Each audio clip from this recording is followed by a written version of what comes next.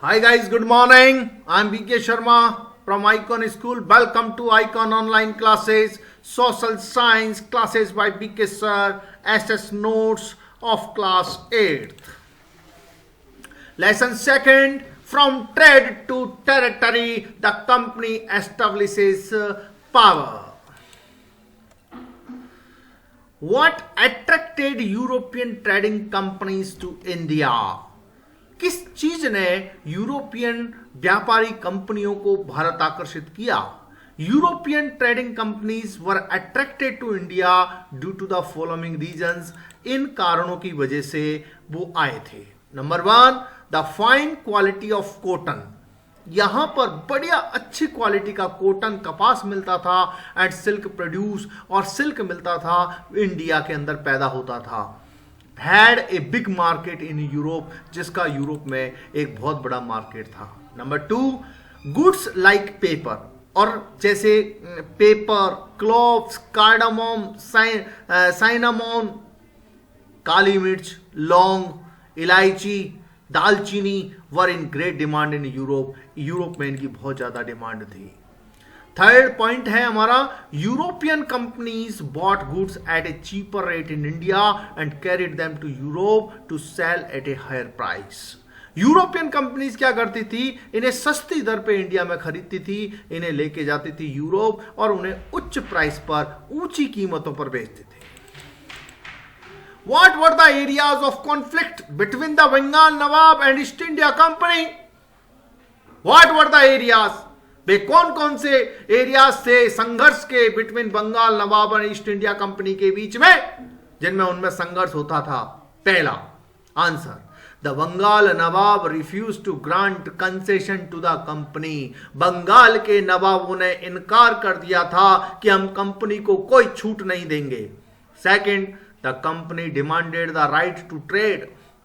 Company ने मांग की थी व्यापार के अधिकार की. Third, the Bengal nawab denied the company the right to mint coins. Bengal के नवाब ने मना कर दिया था कंपनी से द राइट, उस अधिकार को देना, मिंट कॉइन्स, सिक्के बनाने के अधिकार को देने से मना कर दिया था. Number 4, the nawab stop the company from extending fortification. नवाब ने कंपनी से मना कर दिया था एक्सटेंडिंग फोर्टिफिकेशन, कि आप अपने किले नहीं बनाओगे, किलों का विस्तार नहीं करोगे. The company was trying to humiliate the Nawab and his official. Company के लोग कोशिश कर रहे थे अपमान करने की, नवाब को और हिज ऑफिशियल, उसके अधिकारियों का अपमान कर रहे थे. The company was expanding settlements. Company expand, विस्तार कर रही थी अपने सेटलमेंट्स का, और रीबिल्डिंग फोर्ट्स, और अपने किलों का पुनर्निर्माण कर रही थी, जिसका नवाबों ने विरोध किया. How did the assumption of Deewani benefit east India company? कैसे दीवानी को अपनाना ईस्ट इंडिया कंपनी के लिए बेनिफिट रहा, लाभदायक रहा? कैसे? Answer, the company could collect revenues from the zamindar and other people in Bengal, Bihar and Orissa. Company collect करती थी, रेवेन्यूज को इकट्ठा करती थी जमींदारों से और अन्य लोगों से, बंगाल में, बिहार में और उड़ीसा में. The outflow of gold which the company imported from Britain to buy goods in India stopped. और जो outflow of gold जो जाता था, which the company imported, जिसे आयात करती थी from Britain से to buy goods, चीजें खरीदने के लिए इन इंडिया में, stopped, वो रुक गया. The company began to get finance to meet its expenditure of buying cotton and silk textiles in India. Company ने शुरू कर दिया फाइनेंस प्राप्त करना, टू मीट इट्स एक्सपेंडिचर, अपने खर्चों को पूरा करने के लिए, वाइन, कॉटन खरीदना एंड सिल्क टेक्सटाइल खरीदना इन इंडिया में. मेंटेनिंग इट्स ट्रूप्स, और अपनी खुद की टुकड़ी रखना, सेना रखना, and meeting the cost of building the company offices at Calcutta. और वो कलकत्ता में अपने ऑफिस की बिल्डिंगों को चलाने के लिए, अपने खर्चे वहन करने के लिए उनको पैसा मिलने लग गया. Explain the system of subsidiary alliance. बताइए सब्सिडरी अलायंस क्या होता है? Subsidiary alliance was propounded by Lord Wellesley. to establish control of the company over Indian kingdoms. Subsidiary alliance propounded बनाया गया लॉर्ड वेल्सले के द्वारा to establish control of the company, company का control करने के लिए ओवर इंडियन किंगडम्स, भारतीय राज्यों पर. Indian rulers were not allowed to have their independent armed forces. भारतीय शासकों को इजाजत नहीं थी कि वो अपनी हथियारबंद सेनाएं रख सके. They were to be protected by the company but had to pay for the forces. They were to be protected by the company. East India company के द्वारा उनकी रक्षा की जाती थी, but had to pay for the forces. लेकिन उन्हें इसका खर्चा देना पड़ता था, फोर्सेस का. If the Indian ruler failed to make the payment, यदि कोई भारतीय शासक असफल हो जाता है पेमेंट देने में, then part of their territory, तो अपने राज्य का भाग was taken away as penalty, penalty के रूप में ले लिया जाता. Collect pictures, stories, poems and information about any following the Rani of Jhansi, Mahaji Scindia, Hyder Ali, Maharaja Ranjit Singh, Lord Dalhousie और any other contemporary ruler of your region. आप सूचना बताइए, आप क्या जानते हैं. आपके पास कोई पिक्चर हो, कोई स्टोरी हो, पोएम हो, बताइए. रानी ऑफ झांसी के बारे में, महाजी सिंधिया के बारे में, हैदर अली के बारे में, महाराणा रंजीत सिंह के बारे में, लॉर्ड डलहौजी के बारे में और अन्य समकालीन शासक के बारे में ऑफ योर रीजन, आपके क्षेत्र के. Rani Lakshmibai, the Rani of Jhansi. Lakshmibai was born on 19 November 1835 को in the holy town of Kashi में पैदा हुई थी, वाराणसी में. इन्हें मराठी ब्राह्मण फैमिली में इसका जन्म हुआ था. शी वाज नेम्ड मणिकर्णिका, उनका नाम रखा गया था Manikarnika, and was nicknamed Manu, और उनका उपनाम था Manu. Her father was Moropant तांबे, उनके पिताजी का नाम था मोरपंत तांबे, and her mother was Bhagirathi Sapre, और उनकी मदर का नाम था Bhagirathi Sapre. Her mother died when she was 4 years old. उसकी मां मर गई जब वह 4 साल की थी. She was married to the maharaja of Jhansi, maharaja of Jhansi से उनकी शादी हुई. राजा गंगाधर राव नेवालकर से उनकी शादी हुई. And was afterwards called Lakshmibai, फिर इसके बाद उन्हें लक्ष्मीबाई कहा गया. She gave birth to a boy who died after 4 months. उन्होंने एक बच्चे को जन्म दिया जो 4 महीने बाद मर गया. She gave birth to a boy who died after 4 months. In March 1854, मार्च 1854 में Lakshmibai was ordered to leave the palace. Lakshmibai को आदेश दिया गया कि आप महल छोड़ दीजिए एंड फोर्ट और किला छोड़ दीजिए. She died on 17 June 1858. वह 17 जून 1858 को मर गई. Fighting against the British army, British army के खिलाफ लड़ते हुए. To save her state Jhansi, अपने स्टेट झांसी को बचाने के लिए.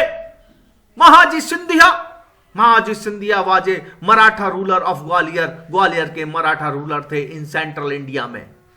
His father was Ranoji Rao Shinde, और उनके पिताजी Ranoji Rao Shinde, and his mother was Chimnabai, उनकी माता का नाम था चिमनाबाई.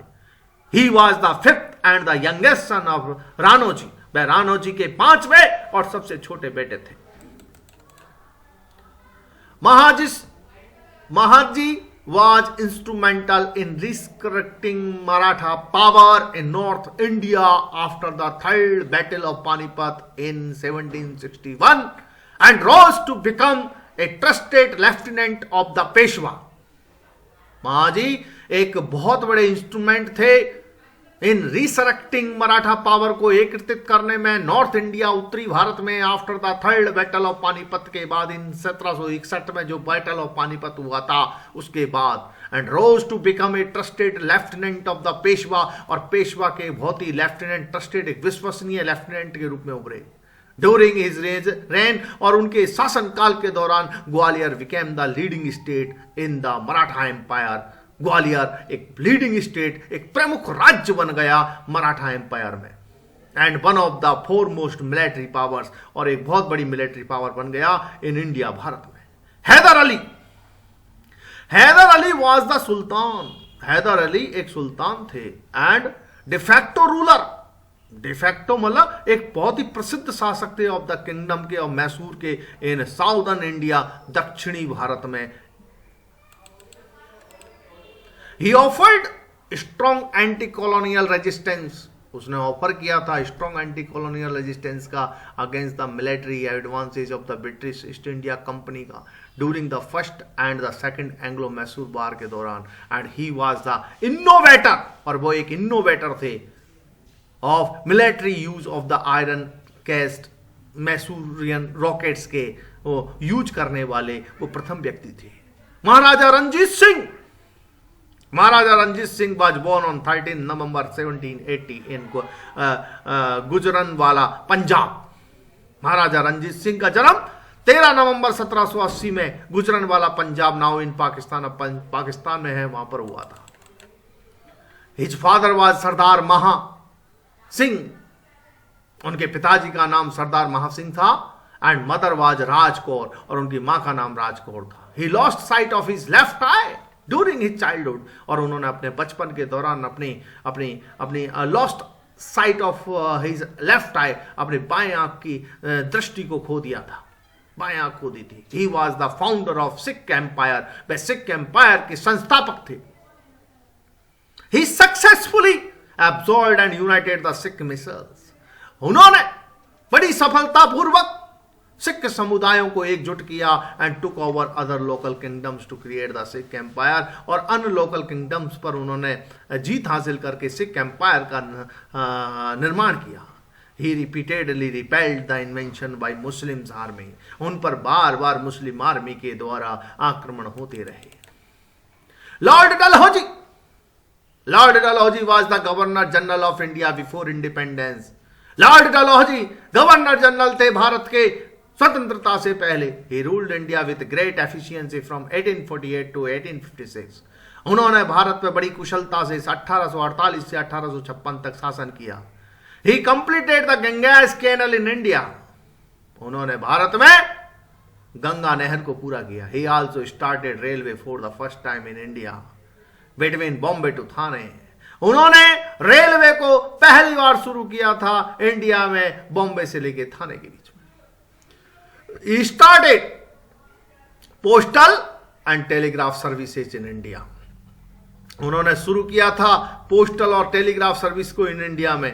ही रिफॉर्म्ड इंडियन सिविल सर्विसेज, उन्होंने रिफॉर्म्ड सुधार किया था इंडियन सिविल सर्विसेज में। The credit of starting widow remarriage also goes to him, जो श्रेय है विडो रीमैरिज, विधवाओं का पुनः विवाह का जो श्रेय है, आल्सो गोज टू हिम, वो भी उन्हीं को ही चाहता है। But he is also remembered for various negative reasons, लेकिन उन्हें कई नकारात्मक चीजों के लिए भी याद किया जाता है। His most controversial policy was doctrine of lapse, उनका सबसे विवादास्पद पॉलिसी थी डॉक्ट्रिन ऑफ लैप्स, गोद लेने की प्रथा को उन्होंने खत्म किया। यह उनका सबसे कंट्रोवर्शियल पॉलिसी थी। He was responsible for the second Anglo-Burmese war, वह द्वितीय एंग्लो बर्मी वार के जिम्मेदार भी है। He captured the princely state of Punjab in 1849 AD, उन्होंने कब्जा कर लिया था प्रिंसली स्टेट पंजाब पर 1849 में। How and when did the British East India Company set foot in India? कैसे और कब ब्रिटिश ईस्ट इंडिया कंपनी ने भारत में पैर जमाए? In 1612, James first instructed Sir Thomas Roy to visit the Mughal Empire Jahangir to arrange for a commercial treaty that would provide exclusive right to East India Company to reside and establish factories in Surat and other areas. 1612 में James first ने आदेश दिया sir Thomas Roy को कि आप जाइए Mughal empire Jahangir के दरबार में जाइए और उनसे एक व्यापारिक संधि कीजिए, जिससे that would provide exclusive right, जिससे हमें विशेष अधिकार मिलेंगे टू ईस्ट इंडिया कंपनी को बसने के लिए, स्थापित करने के लिए सूरत में और अन्य आसपास के इलाकों में फैक्ट्री स्थापित करने के। This mission was highly successful, यह मिशन बहुत ज्यादा सफल हुआ। एंड दस the company set it's foot in India, और इस प्रकार कंपनी के पैर भारत में जम गए। What was the doctrine of lapse? Doctrine of lapse क्या है? ये क्या सिद्धांत है डॉक्ट्रिन ऑफ लैप्स का? ध्यान रखिए बच्चों, इस क्वेश्चन में मैंने थोड़ा सुधार किया है, इसलिए जो नोट्सों में है उसको थोड़ा सा मैंने हटके इसमें लिखा है, तो आप इससे इसको मैच कर लें। Lord Dalhousie a policy, Lord Dalhousie a policy, Lord Dalhousie devise a policy. Lord Dalhousie ने एक पॉलिसी का निर्माण किया, device, that came to be known as the doctrine of lapse, जिसे हम डॉक्ट्रिन ऑफ लैप्स के नाम से जानते हैं। The doctrine declared that if an Indian ruler died without a male heir in his kingdom would lapse. इस सिद्धांत के मुताबिक यदि कोई भारतीय शासक मर जाता है बिना किसी पुरुष उत्तराधिकारी के, तो हिज किंगडम वुड लैप्स, तो उसका राज्य चला जाएगा, कंपनी को चला जाएगा। That is become part of company territory, वह कंपनी का भाग बन जाएगा। One kingdom after another was annex simply by applying the doctrine. एक राज्य के बाद दूसरे राज्य को इस प्रकार एनेक्स, हड़प लिया गया, कब्जा कर लिया गया, simply by applying the doctrine, इस सिद्धांत को लागू करके। यह था डॉक्ट्रिन ऑफ लैप्स। तो इस क्वेश्चन को आप इसमें से देख लें, मैच कर लें, क्योंकि इसमें मैंने सुधार किया है थोड़ा। Question number 8, give a brief note on battle of Plassey. Plassey के युद्ध के बारे में आप क्या जानते हैं? The Battle of Plassey was a decisive victory of the British East India Company over the Nawab of Bengal and his French allies on 23rd June 1757 under the leadership of Lord Clive. Plassey का युद्ध एक निर्णायक युद्ध था, निर्णायक जीत थी British East India company की नवाब के ऊपर, बंगाल के नवाब के ऊपर और उसके फ्रांसीसी साथियों के ऊपर 23 जून 1757 को under the leadership of Lord Clive के नेतृत्व में। The battle help the British occupy Bengal. इस युद्ध ने ब्रिटिश लोगों को बंगाल का अधिग्रहण करने में मदद करी। The battle took place at Plassey on the banks of the Hooghly river. यह युद्ध प्लासी में हुआ, हुगली नदी के किनारों पर। Clive defeated Sirajuddaula in the battle and captured Calcutta. Clive ने सिराजुद्दौला को पराजित कर दिया युद्ध में एंड कैप्चर्ड कलकत्ता, और कलकत्ता पर कब्जा कर लिया। Who was Tipu Sultan? टीपू सुल्तान कौन था? Why did he fight with the British? वह ब्रिटिशों से क्यों लड़ा? Tipu Sultan was the ruler of the kingdom of Mysore. वो मैसूर के शासक थे। ध्यान रखिए, इस क्वेश्चन में मैंने थोड़ा बढ़ाया है इस क्वेश्चन को। And the pioneer of rocket artillery, और रॉकेट आर्टिलरी के अग्रज थे। Mysore controlled the profitable trade of the Malabar coast. Mysore ने कंट्रोल कर लिया था लाभदायक व्यापार ऑफ मालाबार कोस्ट के। Where the company purchase pepper, जहां पे कंपनियां काली मिर्च खरीदती थी, कार्डमम इलायची खरीदती थी। इन 1785 में Tipu Sultan stop the export of sandalwood. Tipu Sultan ने रोक दिया निर्यात सैंडलवुड, चंदन की लकड़ी का, पेपर, काली मिर्च का, कार्डमम इलायची का, through the ports of his kingdom, अपने राज्य के बंदरगाहों से। एंड डिसअलाउड लोकल मर्चेंट, और लोकल मर्चेंट को डिसअलाउ कर दिया from trading with the company, के कंपनी के साथ कुछ भी व्यापार नहीं करोगे। ही also establish A close relationship with the French in India. उन्होंने फ्रांसीसियों से अपना मित्रता रखी। And modernise his army with their help, और उनकी मदद से अपनी आर्मी को मॉडर्नाइज किया, आधुनिकीकरण किया। Tipu Sultan was one of the biggest threats, and this was the main reason the British started conflict against the Mysore state. Tipu Sultan सबसे बड़ी उनके लिए खतरा था, and this was the main reason, और यही कारण था कि ब्रिटिश ने मैसूर राज्य के खिलाफ संघर्ष शुरू कर दिया। Give a brief account of Anglo Maratha war के बारे में समझाइए। एंग्लो मराठा वार के बारे में क्या जानते हैं? From the late 18th century the company also made efforts to curb and eventually destroy Maratha power. 18वीं शताब्दी में के अंत में कंपनी ने प्रयास किए to curb and eventually destroy Maratha power को कुचलने का। With their defeat in the battle of Panipat की पराजय के साथ इन 1761 में the Marathas dream of ruling from Delhi was shattered. मराठाओं का सपना दिल्ली से शासन करने का वो चकनाचूर हो गया। They were divided into various states under the different chiefs belonging to dynasties like Scindia, Holkar, Gaekwad, Bhonsle. वे कई ग्रुपों में, राज्यों में बट गए, कई वंशों में, डायनेस्टीज में बट गए, जैसे सिंधिया, होलकर, गायकवाड़, भोंसले बट गए। These chiefs were held together in a confederacy under a Peshwa, who became its effective military and administrative head west in Pune। लेकिन ये मुखिया पेशवा के अंतर्गत आ गए एकजुट होके, हु बिकेम इफेक्टिव मिलिट्री, और अपनी प्रभावकारी सेना बनाई, एडमिनिस्ट्रेटिव हेड बनाया पुणे में।